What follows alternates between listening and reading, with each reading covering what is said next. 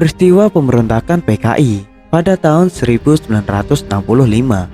tidak hanya dilakukan oleh anggota PKI yang berasal dari golongan sipil, para tentara di dalam tubuh militer yang berasal dari golongan kiri juga turut terlibat dalam melakukan pemberontakan. Orang-orang PKI kala itu seperti berada di atas angin. Mereka berpikir bahwa rencana mereka akan berhasil mendirikan ideologis komunis di Indonesia. Karena memang mereka sudah mulai menguasai pemerintahan, kelompok-kelompok masyarakat dengan organisasi underground-nya bahkan sudah menyusup ke dalam tubuh militer.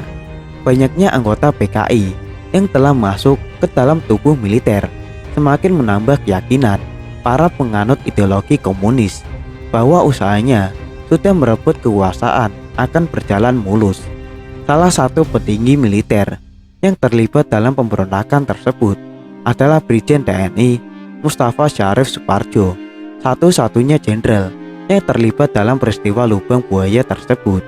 Ia merupakan salah satu perwira tinggi Angkatan Bersenjata Republik Indonesia.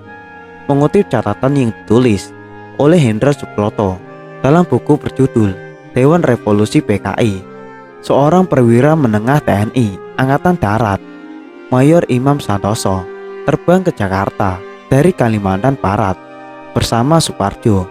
Saat itu, Suparjo tengah ditugaskan di Mandala Siaga dalam kampanye Dayang Malaysia. Akan tetapi, Imam justru menyaksikan Suparjo meninggalkan posnya untuk kembali ke Jakarta pada tanggal 28 September 1965. Suparjo sempat mengatakan kepada Imam, alasan kepulangannya ke Jakarta adalah untuk memenuhi panggilan mendadak. Tapi ternyata Suparjo justru jadi salah satu pimpinan G30S PKI 1965. Suparjo saat itu jadi wakil pimpinan gerakan 30 September 1965 di bawah komando Letkol Undung Syamsuri yang notabene memiliki pangkat 2 tingkat di bawahnya. Ini memang terlihat sangat aneh karena pemimpin tertinggi gerakan tersebut malah orang yang pangkatnya lebih rendah. Akan tetapi dia mau saja mengikutinya. Pangkat saya memang lebih tinggi dari saudara, tapi gerakan ini saya anak buah saudara. Demikian kira-kira ucapan Brigadir Jenderal Suparjo saat menyelami Letnan Kolonel Undung Syamsuri tanggal 29 September 1965. Suparjo adalah panglima yang membawahi ribuan pasukan tempur di perbatasan Kalimantan sampai Malaysia. Karirnya sangat cemerlang sebagai komandan pertempuran dan ahli strategi. Peristiwa-peristiwa mengerikan itu terjadi. Suparjo yang dikenal sebagai seorang prajurit tempur dan ahli strategi sempat memberikan pertanyaan kepada Syam Kamaruzaman yang menduduki posisi sebagai ketua biro khusus PKI. Pertanyaan Suparjo kepada Syam adalah mengenai rencana cadangan jika gerakan 30 September gagal. Sayangnya, Suparjo tidak mendapatkan jawaban yang diinginkan dari Syam. Sebaliknya, Syam malah menggertak Suparjo dengan emosi karena ia terlalu yakin bahwa gerakan 30 September 1965 tidak akan gagal.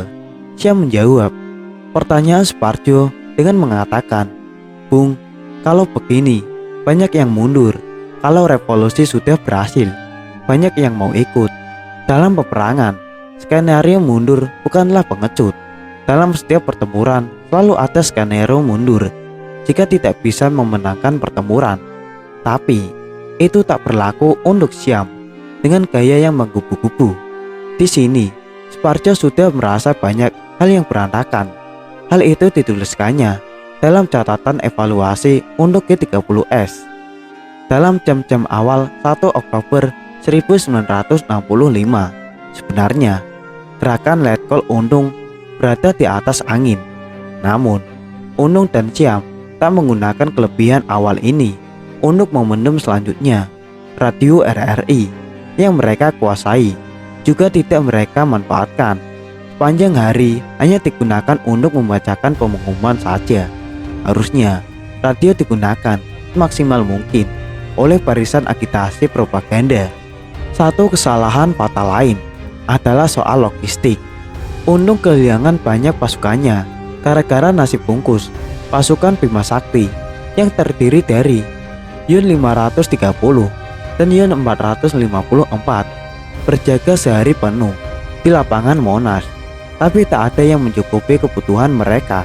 Tanggal 1 Oktober 1965, dari pagi hingga petang, pasukan itu tak diberi makan. Akhirnya, pasukan itu pun kelaparan setengah mati. Padahal, dalam pertempuran, harusnya perut dalam keadaan kenyang. Siapa juga yang mau bertempur kalau perut dibiarkan keroncongan? Maka ketika Soeharto mengutus utusannya untuk membujuk Yun 530 agar kembali ke Kostrad, tawaran itu langsung saja dipenuhi. Semua kemacetan gerakan pasukan disebabkan diantaranya tidak ada makanan. Mereka tidak makan semenjak pagi, siang, dan malam ini. Baru diketahui pada malam hari ketika ada gagasan untuk dikerahkan menyerang ke dalam kota, tapi terlambat. Yun 530 sudah bergabung dengan Kostrad dan Yun 454 sudah berada di sekitar Halim. Tak mungkin lagi memerintahkan mereka menyerang. Gerakan 30 September akhirnya gagal dan membuat Suparjo melarikan diri dan bersembunyi. Suparjo adalah tokoh G30S PKI yang tertangkap paling akhir di antara rekan-rekannya seperti Syam, Dipa Nusantara Aidit, dan Letkol Untung. Perintah untuk menangkap Suparjo datang dari legend TNI Soeharto yang saat itu menjabat sebagai Panglima Komando Cadangan Strategis Angkatan Darat pada Panglima Komando Daerah Militer atau Pangdam 5 Jaya. Brigjen TNI Amir Mahmud. Amir pun langsung bergerak cepat membentuk operasi intelijen dengan tim khusus bersandi Kalong. Dinamakan demikian karena tim operasi bergerak di malam hari seperti Kalong. Operasi Kalong dipimpin oleh Kapten CPM Suroso. Personilnya berasal dari Kompi Raiders Kodam 5 yang dipersiapkan sebagai pasukan tempur. Selain itu, kelompok pengintai di bawah pimpinan pembantu Letnan M. Afandi bertugas mencari informasi persembunyian Suparjo pada 10 Januari 1967 sebagaimana dilansir majalah Angkasa Pol 17 1968. Lokasi persembunyian Suparjo diketahui berada di Komplek KKO Cilincing, Jakarta Utara. Salah seorang anggota KKO, AL Mayor Adnan Suwarti, menampung Suparjo di kediamannya. Tim operasi Kalong bergegas menyerbu di Cilincing. Namun, Suparjo berhasil melarikan diri menuju Halim Perdana Kusuma. Dalam Dinas Sejarah TNI AU menulis tepat pada hari Idul Fitri 1967, Satgas Kalong mencium keberadaan Suparjo di rumah seorang prajurit AURI di Halim.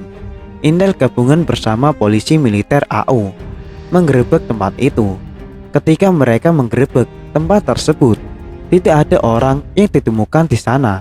Tetapi petugas curiga karena menemukan kopi yang masih panas, jejak kaki di tembok mengarah ke atap, dan KTP atas nama Muhammad Syarif dalam kantong baju yang digantung.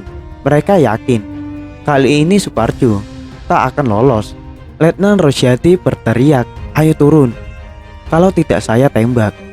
Terdengar jawaban dari atas, "Baik, saya turun." Dan ternyata benar, sosok itulah Brigjen Suparjo yang selama 1,5 tahun mereka kejar siang malam. Suparjo diadili di Mahkamah Militer luar biasa. Pengadilan mendakwanya bersalah atas tindakan makar dan menjatuhi vonis hukuman mati. Suparjo ditahan di rumah tahanan militer Cimahi. Banyak tahanan lain yang terkesan dengan sikap Suparjo selama di tahanan. Sebagai jenderal, dia tak mau diistimewakan. Kalau dikirimi makanan, ia selalu membagi rata dengan tahanan lain. Dia juga sukarela menggosok seluruh toilet dan kamar mandi. 3 hari sebelum dieksekusi, saat keluarganya datang menjenguk untuk terakhir kali, Suparjo hanya bisa memberikan sepasang sepatu. Suparjo mengatakan bahwa ia tidak bisa memberi apa-apa, cuma sepasang sepatu ini untuk kenang-kenangan. Pada tanggal 15 Mei 1970, sehari sebelum melaksanakan eksekusi, seluruh keluarganya berkumpul terakhir kali dalam suasana hangat. Waktu yang diberikan lebih lama dari biasa, yaitu 2 jam. Saat itu, Suparjo memberi nasihat dengan memegang sebutir apel. Ia menyuruh anak-anaknya untuk memecahkannya dengan genggaman tangan. Tentu tidak berhasil. Setelah apel dipotong-potong, maka mudah dipecahkan. Suparjo mengatakan, kalau keluarga sudah terpecah belah, maka kalian akan mudah dihancurkan. Keinginannya untuk mati dengan seragam kebesaran militer Jenderal Bintang 1 ditolak. Dia akhirnya memilih pakaian serba putih. Suparjo juga sempat meminta agar eksekusi dilakukan dengan mata terbuka. Tapi setelah dibicarakan dengan keluarga, niat itu urung dilaksanakan. Itulah akhir hayat Jenderal Suparjo yang harus menjalani hukuman mati karena terlibat dalam pemberontakan PKI. Suparjo merupakan jenderal pertama yang dieksekusi oleh pemerintah. Ia adalah seorang perwira tinggi yang ahli dalam strategi. Namun, ia terhasut oleh ideologis komunis. Setelah 1 tahun lebih dalam pelarian, ia akhirnya tertangkap. Tanpa melakukan perlawanan dengan tertangkapnya Suparjo, sebuah surat kabar memberitakan bahwa ia adalah hadiah lebaran untuk rakyat sebelum dieksekusi. Suparjo sempat menyanyikan lagu Indonesia Raya dan mengumandangkan azan dari dalam selnya.